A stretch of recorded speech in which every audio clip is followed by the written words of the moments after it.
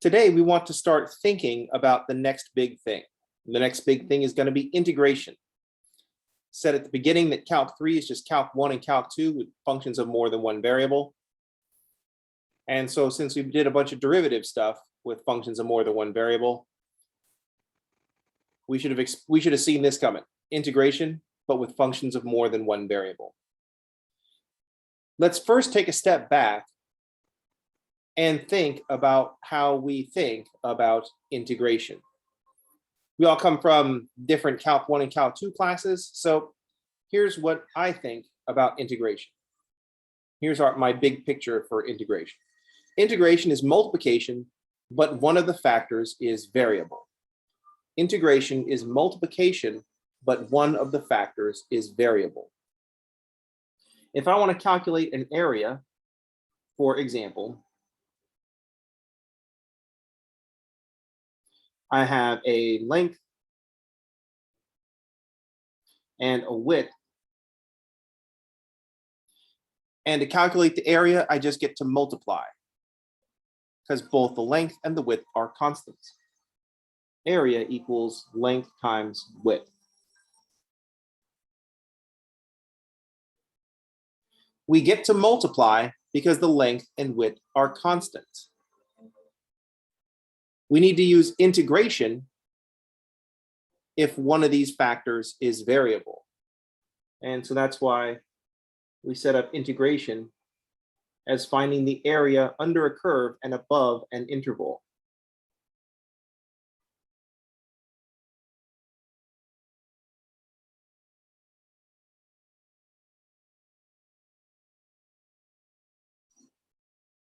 So here,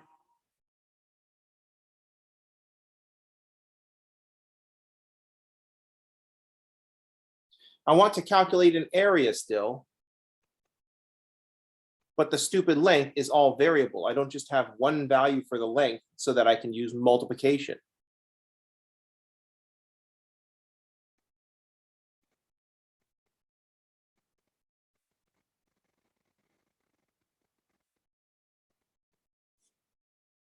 So we have to use integration to find this area.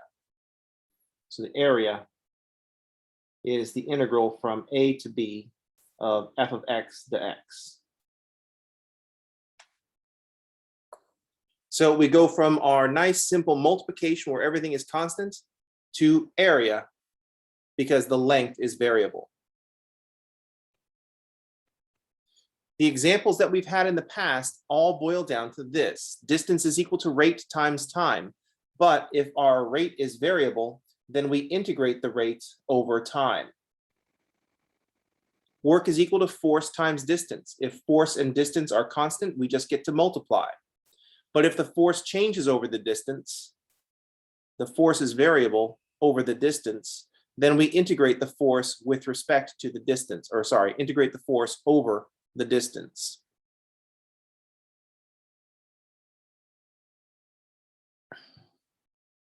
Anything that we're going to apply multiplication, if one of those factors is suddenly not variable for whatever reason, we switch to integration. So in that sense, integration is just addition. When we get to use multiplication if all the terms are the same in an addition problem. If the terms are not the same, then we got to switch to multiplication. So if we have, say, 5 plus 5 plus 5, I get to summarize. I get to use addition because all my terms are the same. Sorry, I get to use multiplication because all the terms are the same. Terms all same.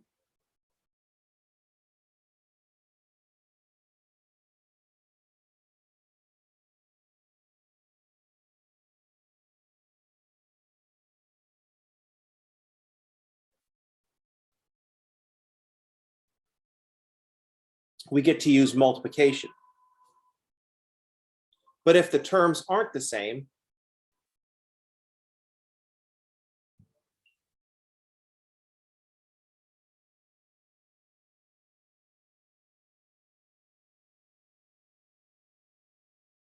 If the terms are not the same, we're just stuck with addition.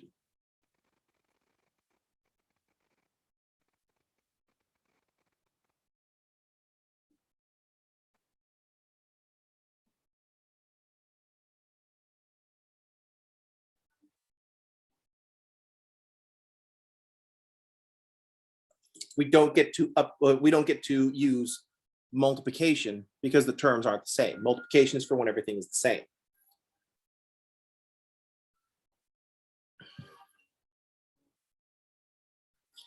Integration is a step removed from this addition problem. Integration is continuous addition. So this 3 plus 5 plus 7, that's a discrete sum. I have 3 discrete terms. Integration is for when we have a continuous sum.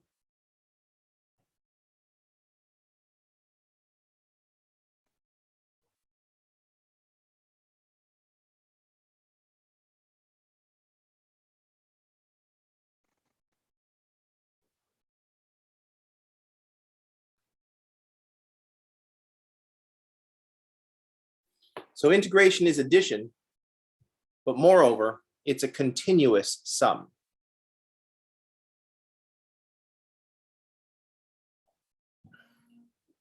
So if we think about how we define integration, the integral from a to b of f of x dx, we built integration with the Riemann sum.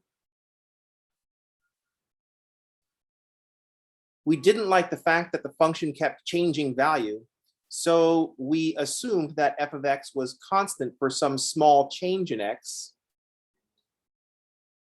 Once we go from this variable length to a constant length by assuming that the function is constant for small changes in the width, we get to use multiplication. And so we just did f of x times delta x.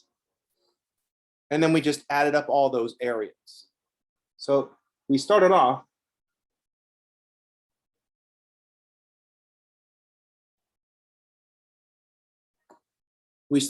by assuming that f is constant for some small change in x, then using multiplication to find an area. So that's what this part of the Riemann sum is about.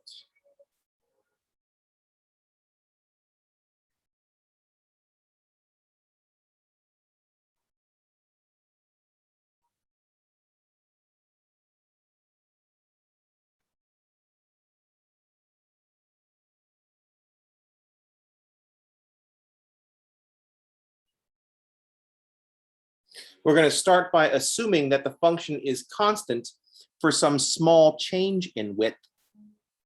Because if the function is continuous and we look close enough, it's not going to change very much. If it's really steep and we think, whoa, that's too steep, look closer. The closer we look, the flatter it gets. The more constant it becomes. The reason that we do this, we assume f is constant for a small change in width, so we get to use multiplication. And then we just multiply length times width.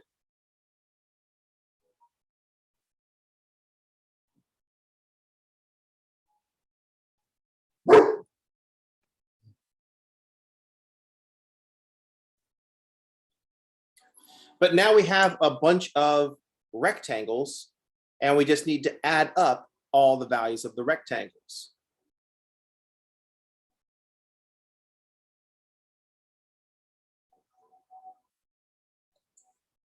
So we take the sum as I goes from 1 to n. So we broke up the region into n rectangles.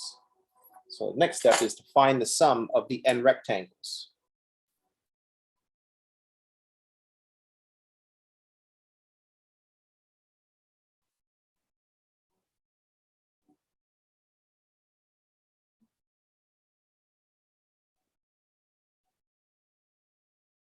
So we add up the areas of the n rectangles. And then, because this is calculus class, since more rectangles gives us a better approximation of the area under the curve, let's use more rectangles calculus style.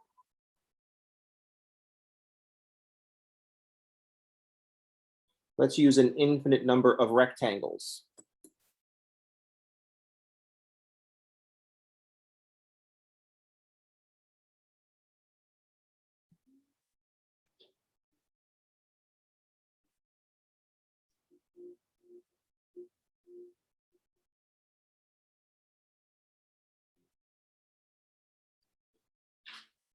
Since more rectangles means better approximation, infinitely many rectangles will give us an infinitely better approximation.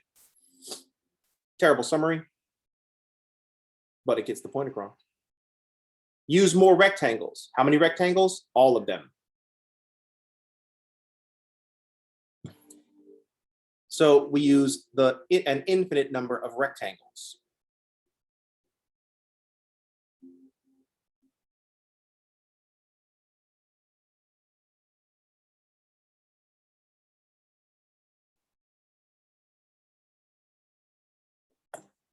That's the calculus maneuver right there.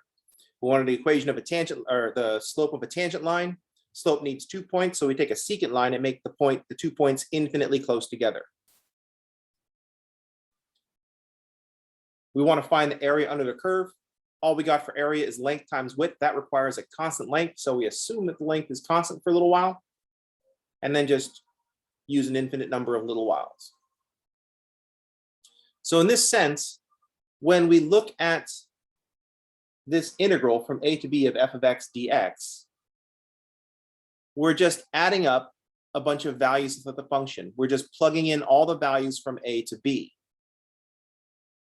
That's a very fishy thing to say, because the interval from a to b is an interval of real numbers. There is no all the values. I can't just individually start with plugging in a and plug in the next real number, because there is no next real number.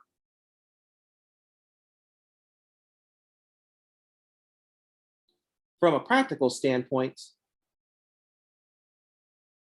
everybody was digging this Riemann sum. It was very cool, but this is super fishy, because this is just say, oh, take the next one. But in a continuum, there is no next real number. This is a sum, but it certainly does not look like a sum. I can't put a plus sign in between anything, because there is no next real number.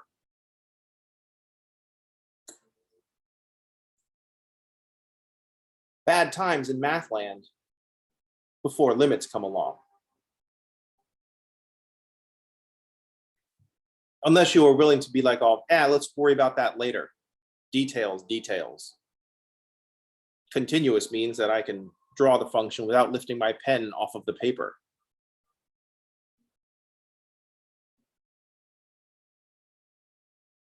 So what we want to view, the way we want to think about this is that we are adding up a bunch of values for the function. We're plugging in all the real numbers between a and b into the function f of x, and that's what we're adding up.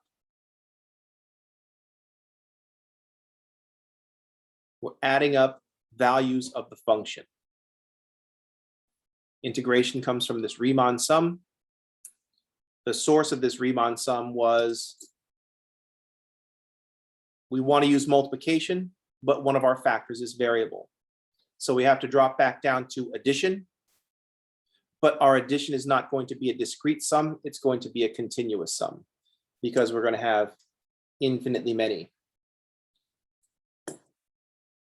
From this perspective, in DVD bonus material, one of the deleted scenes, from this perspective, we're making this addition, we're adding up an infinite number of terms. That's why it makes sense to cover sequences, series, and power series in Calc 2, because in sequences, series, and power series, you are also adding up an infinite number of terms. The difference is, in a series, you have discrete terms, they just go on forever. In integration, you have an infinite number of terms crammed in between two values. So in both cases, it's just infinite addition.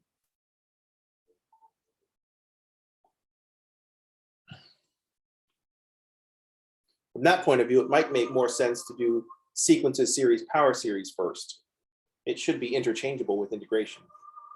But that would be crazy. I would not want to subject a student that far off book. I would not want to say, okay, we finished chapters 1 through 5. Now or 1 through 4. Now let's jump up to chapter 9. Students would be like, oh, what is this? Choose your own adventure? But I guess since this is a college class, this is optional education. So it is choose your own adventure.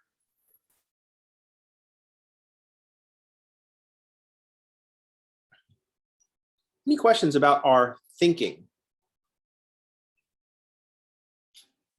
about integration?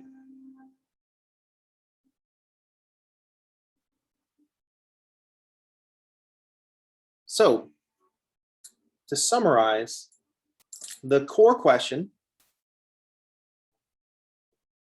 which became very useful, was we want to find the area under a curve and above an interval.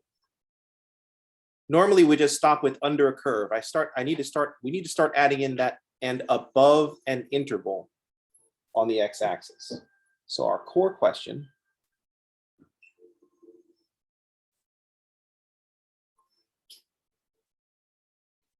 area under curve and above an interval.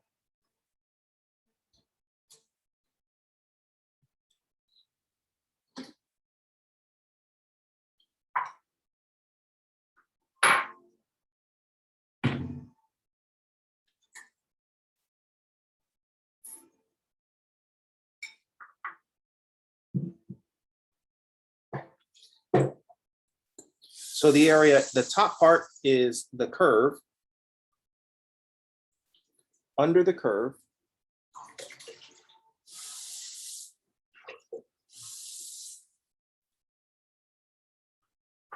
and above an interval.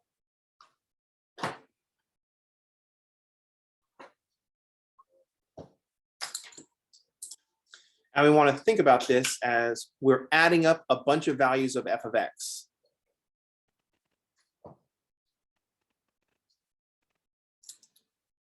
So we're adding up f of a, then there's no next real number, but we're just adding up a bunch of values of f of x. We want to do length times width, but the stupid length is all variable, so we have to switch to integration.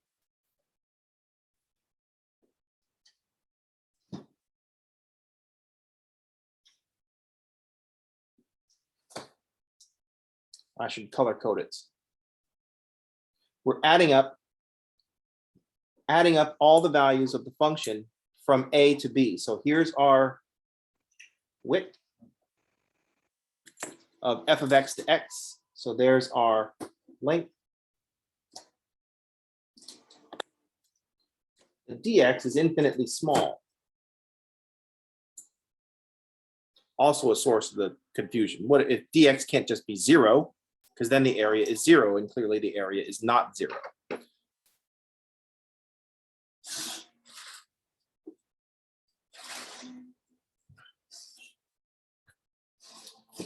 So here's our thinking. We got the area under a curve and above an interval.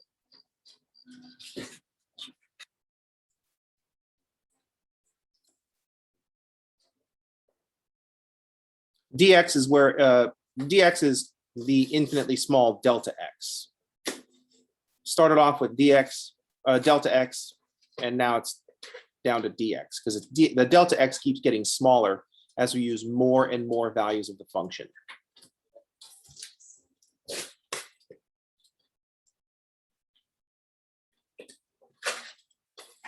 Sometimes we think of the sum f at xi, delta x. So the f at xi is just the f at x. The delta x becomes the dx when we switch from the discrete to the continuous. So if this sounds all very hand-wavy, when I say we're adding up the values of the function, that's only because this is very hand-wavy. We want to take a step back from all the rigor that we built up, and think about the big ideas so that we can modify this area under a curve and above an interval to a function of more than one variable. we still want to think of it as just adding up a bunch of values of the function. Any questions?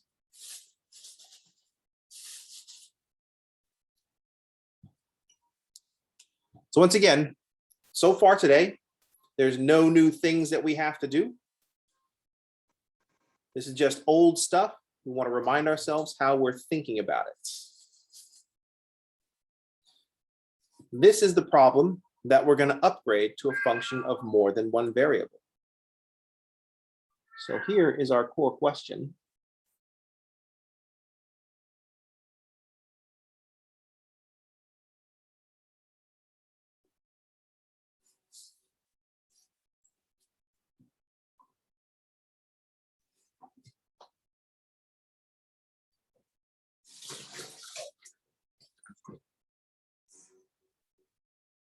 And our task is going to be to upgrade this to a function of more than one variable.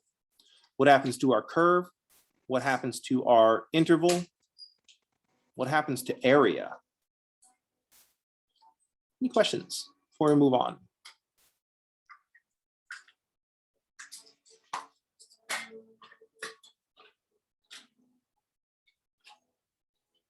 So,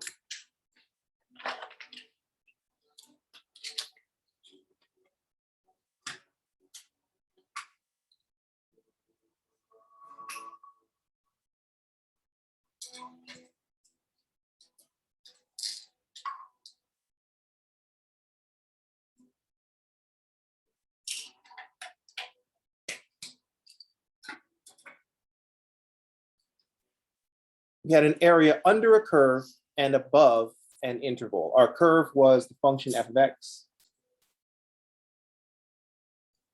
and our interval was the interval from a to b.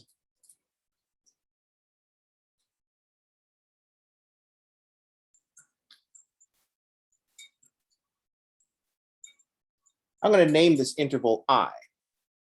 And so what we did was we integrated over this interval the function of x, and then dx. Dx was just some small piece of that interval.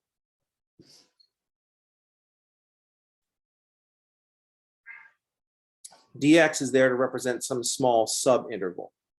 Now, here's where we have a function of a one-dimensional curve in R2. So y equals f of x. And since we have an x and a y equals f of x is a one-dimensional curve in R2. So y equals f of x is a one-dimensional curve in R2. The interval is some length. Oh, I switched colors. Dang it. Doesn't really matter, but it's going to bug me. So this is a one-dimensional curve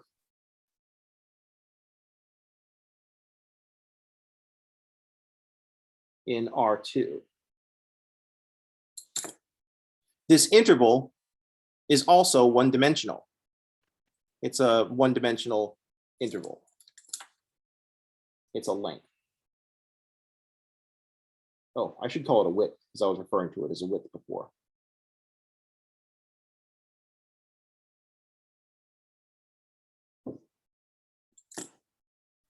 So when I take this length, a one-dimensional curve in R2, multiply by the width, which is also one-dimensional, I get a two-dimensional area. So the result is two-dimensional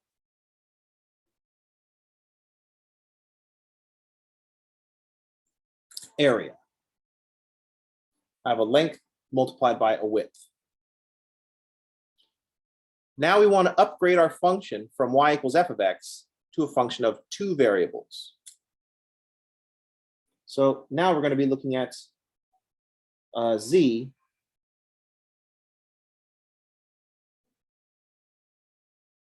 is f of x and y. Now, if we have a function of two variables, we know that this is going to represent a surface, a two-dimensional surface in R3.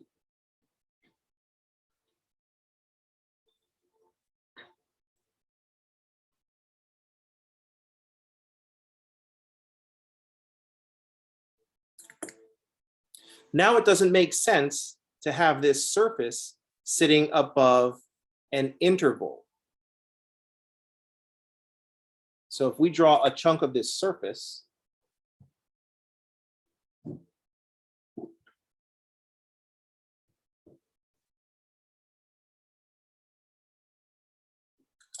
this surface is sitting above the XY plane.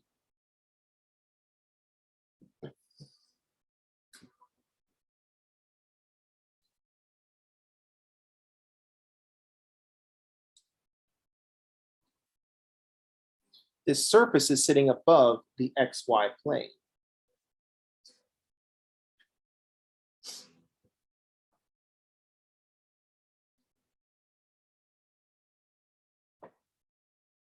So we're not going to be above an interval in R2. We have the inputs are all two-dimensional. They're all, two coordinates, X and Y. Our set of inputs is not going to be an interval. Our set of inputs is going to be an area.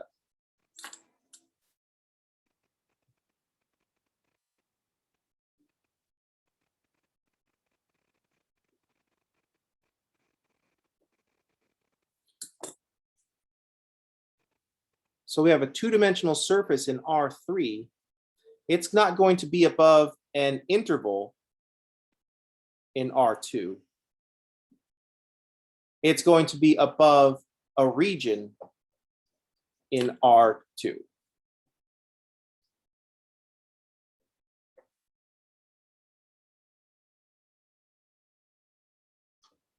So instead of an interval in R1, we have a region in R2.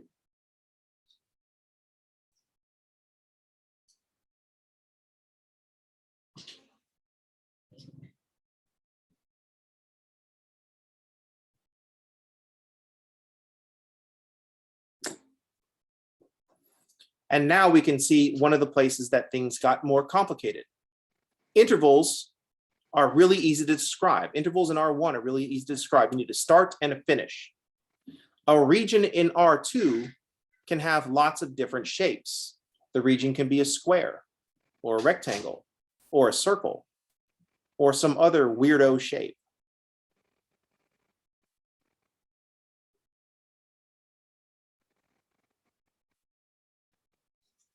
So our two-dimensional surface in R3, the value of the function is going to be the height of the surface.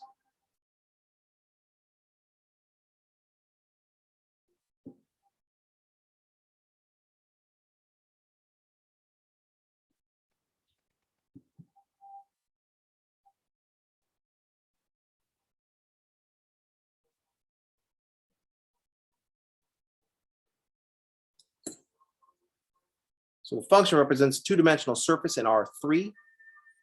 Underneath it is not going to be an interval. Underneath it, it's going to be a region.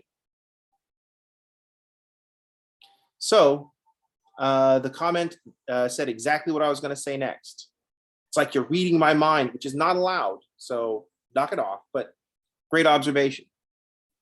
At this point, we're not going to be measuring the area under a curve.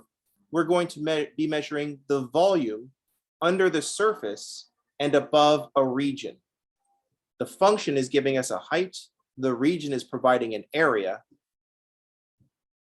And so now we're going to end up with a volume.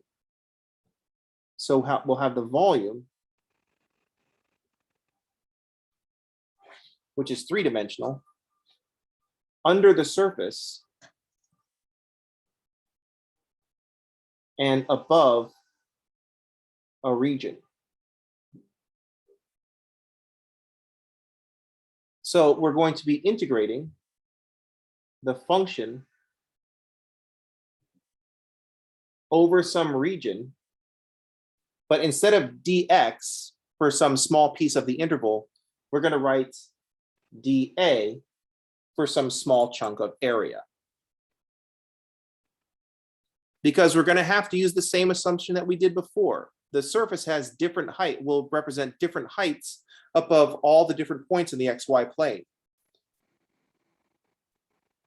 We got to get a handle on this variability. So we say the height of the surface is going to be constant for some small piece of the area. That way, we get to use multiplication, height times area,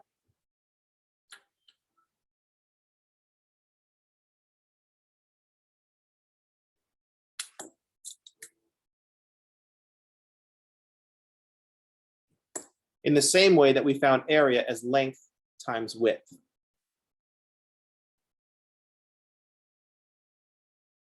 It's the same thinking that we had before with integration. If the value of r, and it works and it upgrades in the same way. If the surface is flat, if it's a constant value of z, then I just have to multiply the height by the cross-sectional area. We get to use multiplication if the height is constant. But because this is calculus, the height is not going to be constant. It's going to change continuously over the XY plane. So we're going to have to drop back down to we're going to have to upgrade to integration. To do that, we're going to remember that we want everything to be constant.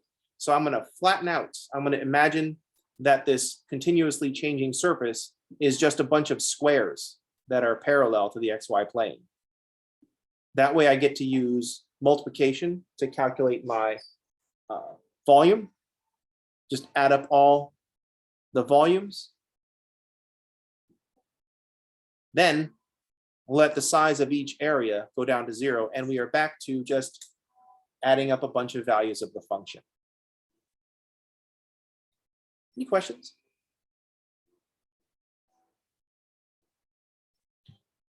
We typically don't think about integration in these terms because thinking about integration in these terms does not help us find antiderivatives. And because we are kind of trained to build tests for students, it's really hard to test what you're thinking.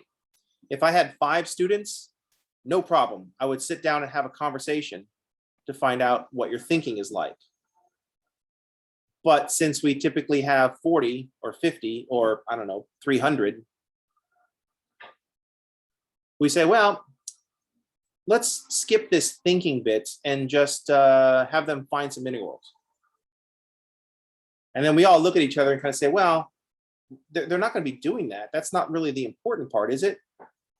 And then we all look around at each other and go, yeah, but think about how easy it is if we just like integrate this function. Then we like high five each other and go get some more coffee. Any questions?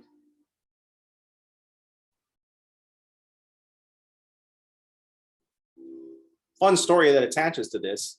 So calculus for a long time was just do the thing. Derivatives, do one in problems 1 through 1,000, find the derivative. Then Calc 2 was in problems 1 through 1,000, find the antiderivative. And the students are looking around and like, hey, what are we calculating? And the other students will be like, oh, shut up. We have to practice these calculations. Otherwise, bad things will happen on our permanent record. So then a new calculus book comes along in the early 90s and says, let's emphasize how we think about things. And everybody says, this is great. Let's emphasize how the thinking about things. The problem comes from the fact that the book starts gaining traction and all the teachers are like, oh yeah, this is cool. I like this because it emphasizes thinking about things. But then they look at their old tests and they say the old test is like not going to be sufficient. So rather than make new tests and saying, I'm going to have to adjust how I evaluate my students, they just called the publisher and say, hey, could you make this more like the other one? You know, where I could just, so my tests still work. And the publisher was like, oh, yeah, sure. So here we are in the 7th edition of a book that first came out in the early 90s. And it's just starting to look like the old math books. The limit as t approaches infinity is the same awful calculus book that we've always had. So the question is, we are taking horizontal slices along the XY plane and taking the sum. So what we're doing is we're taking not slices along, kind of slices in the XY plane. We're going to take some small area. This would be like the dA. Pick a point in that region and evaluate the function at that point. So we're going to pick a point in the region.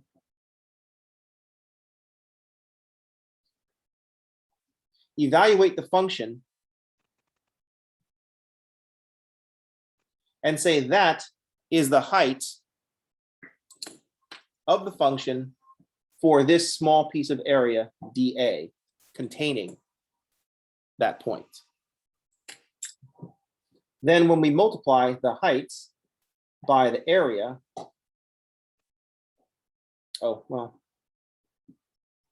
let's do this the discrete way.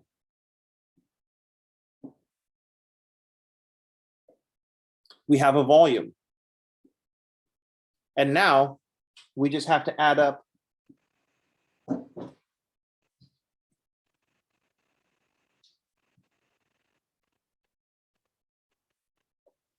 all such volumes. I have to switch. I can't just call it I. I have to have two indices, because we're going in two directions. Now we just add up the volumes of all those rectangles, the little squares. So this is the area. And here we are assuming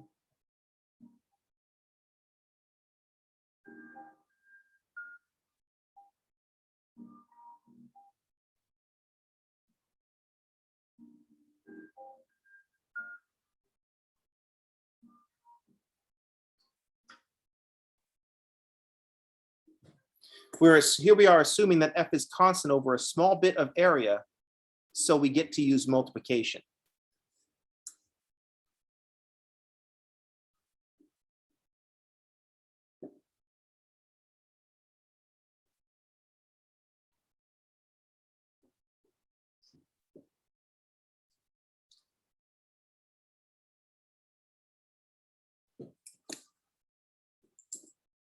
That's the integration game. We're adding up values of the function. Then we're just imagining the XY plane as being a bunch of little squares. And then the value of the function is just a little square above that. And we're flattening it out so we get to use multiplication. Now volume is just area times the height.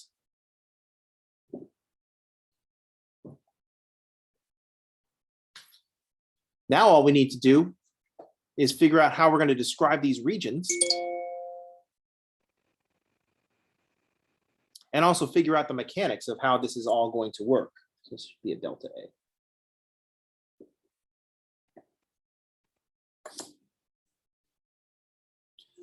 So now we need to make the mechanics fit with how we think about things.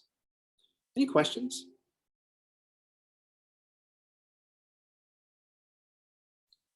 All right, today was a very thinking day, which means aside from catching up any of the homework assignments that you're still behind, that you still might be behind on, you don't want to think about this. You want to take what we talked about today and just put it aside. Let it sit in the back of your mind. It's like a sauce. You got to let the sauce simmer where you don't think about it. Just let it go. Let your subconscious start working on this. Because if you think about it too much, you're going to start confusing yourself. You don't want to think about it too much. Yeah, just come back and stir it every once in a while to make sure it doesn't burn. Stick to the sides of the pot and everything like that. But just let it sit. The stirring every once in a while, we'll start working with mechanics. And then you go back and say, oh, hang on a second. Does this fit with the stuff that we talked about on that Wednesday when we first started talking about integration and how it works? The more mercenary students are going to be like, oh, we didn't talk about things that were going to be obviously on a test, so I let it go. No problem. I'm just not even going to think about this ever.